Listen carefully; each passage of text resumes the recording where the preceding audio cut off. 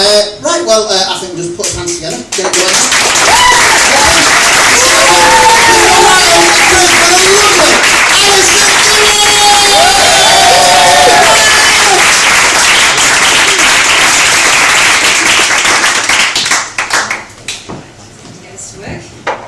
This is my second time at Verve, so I'm a little bit nervous, but I'm not quite as nervous as I was last time.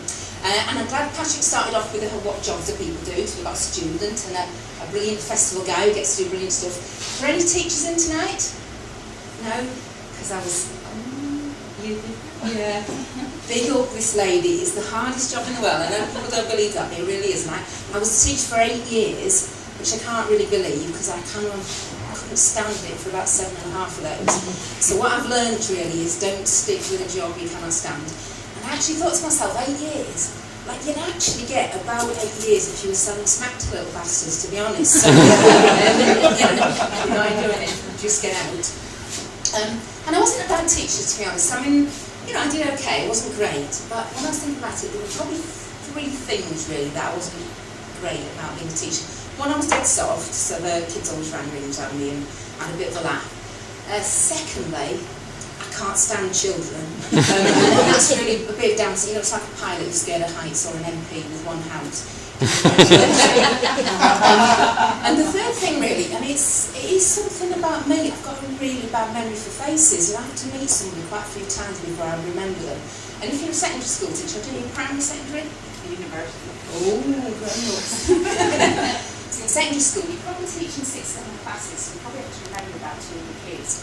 And if you can't even remember one of them until you're that hard, sometimes you're kind of struggling. But I had a trick, you see. So the first time they came into the classroom, get them all to sit down and say, sit wherever you like, but once you're sitting there, stay there for the rest of the year whenever you come into my classroom. And they used to do a little diagram with desks and little diagrams and so on.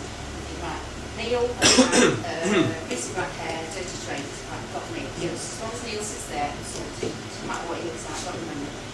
Anna, rubbish hair, first 2 short lights that I'm over there. Adam down the front, rollerblades, equal to a celebrant, true story. Juliet, shooting her fingernails, fleas, also true story. But I've gradually got the hang of it, because you see, I've got that good memory for diagrams, just not for people. Maths teacher, you know, that's how I come. And that worked really well until the point where you walk down the corridor and a kid comes up to you and says, can you help me with my homework? And then the whole thing falls apart, because, you know, you've got quite a responsibility, and you've got this person looking up to you for kind of help, and it's really harsh to turn around and say, I'd love to help you, but I have no idea who the fuck you are. Really tough.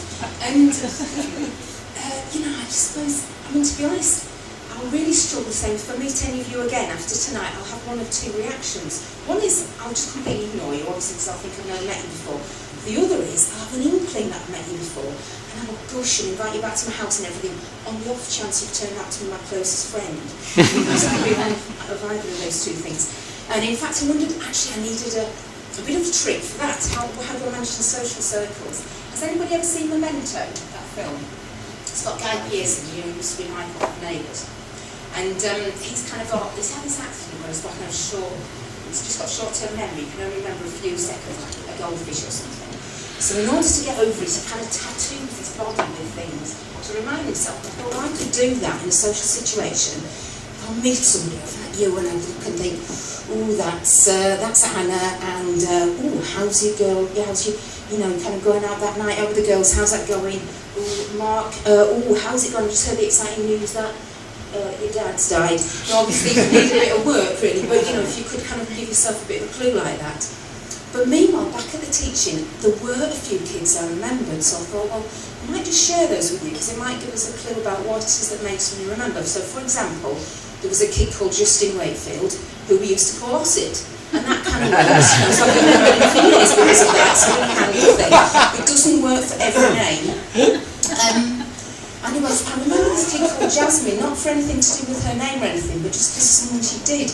Because secondary school, year 7, you know, when they're coming from primary into secondary, and you're trying to get them to do something that will make them feel more at home in secondary school. We got them to draw a picture of their house and do little annotations and stuff about their house. And Jasmine had drawn this beautiful picture of a brick, a built a house with a driveway and trees and everything, and growing up the front of the house is lovely flowering plants, which he'd helpfully listed as vagina creepers. God, I really hope you know Virginia creepers. I've been having nightmares ever since. You can almost see it on Gardener's World, can't you? You know, aggressive pruning with this one, do not let this get a hold. You know, so anyway, so I've been having jasmine since that. And there was another little kid I remember, because this, to be fair, this is about 20 years ago. And there've been a bit of kind of Polish immigrations, but not quite so much Eastern European immigration as have been over the last 20 years. And there's this little kid called Gorodno Borat. Now everybody thinks, yeah, Borat, yeah, ha ha ha, joke name. But actually then, you know, people didn't know it from the film. And anyway, this little kid, he was quite shy, he didn't seem to have a lot of English. And we spent the first year really getting him kind of comfortable with being at school and giving him little jobs to do and getting him to come out of his shell, and it was all going really well. We were really pleased with ourselves as teachers. Until he came to parents' evening, and little Gorodno's mother came over and said, "Why are you calling our garden that?" In quite a strong Jewish accent, struck me as rather weird. But anyway, to cut a long story short, back then, that's how little Gordon Roberts' dyslexia was first diagnosed. Again, I'd like to say, not a true story, but actually, it really was. But to be fair, that's what was written on the front of his books, you know, duh. You know, so we can't all be perfect, can we? And there is one last rather sad story I have to tell you about, actually about Gordon's form tutor, who's the only teacher I know, so don't make this mistake, who has actually written a report for a child who sadly died.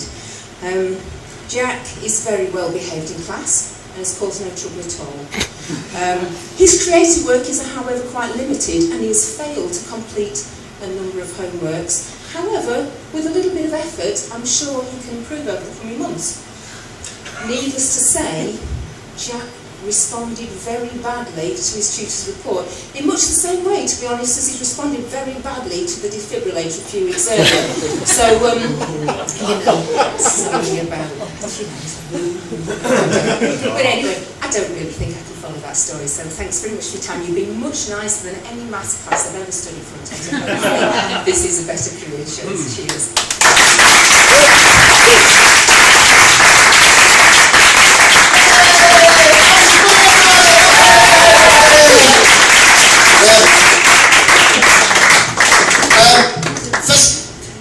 Festival man, the girl on your first date, we just somebody, Nathan, knock it down a bit now, it's a bit loud, turn me up, it's quite fast. I'm calling festival.